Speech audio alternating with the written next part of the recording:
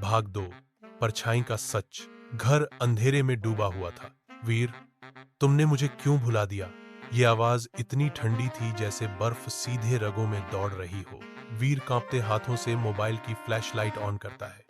वह इधर उधर टॉर्च मारता है, लेकिन घर में कोई नहीं। तभी दीवार पर एक परछाई बनती है। लेकिन बात यह थी, वीर की परछाई तो दूसरी तरफ थी। इस परछाई के बाल बिखरे हुए थे, आंखें लाल और चेहरा अधूरा।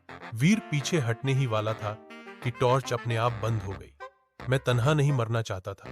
आवाज फिर आई, तुमने मुझे छोड़ दिया था उस दिन, जलते हुए उस कमरे में। वीर की आंखों में अब डर से ज्यादा सच की तलाश थी।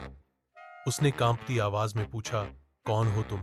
तुम्हारा साया वीर, वो हिस्सा जिसे तुमने अपने बीते हुए अतीत में दफना दिया था।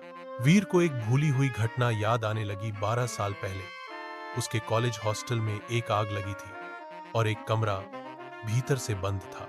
वीर डर गया था और बचने के लिए भाग गया। उस कमरे में उसका सबसे करीबी दोस्त आरव था। पुलिस ने उस हादसे को दुर्घटना कहा, लेकिन वीर जानता था कि वो उस रात कुछ कर सकता था, पर डर गया। तुम आरव हो? वीर की आंखों से आंसू बहने लगे। जो तुमने छोड़ दिया वही हूं मैं। मैं अब सिर्फ परछाई हूं, लेकिन तुम्हारे अंदर जिंदा हूं, हर शब्द में, हर कहानी में।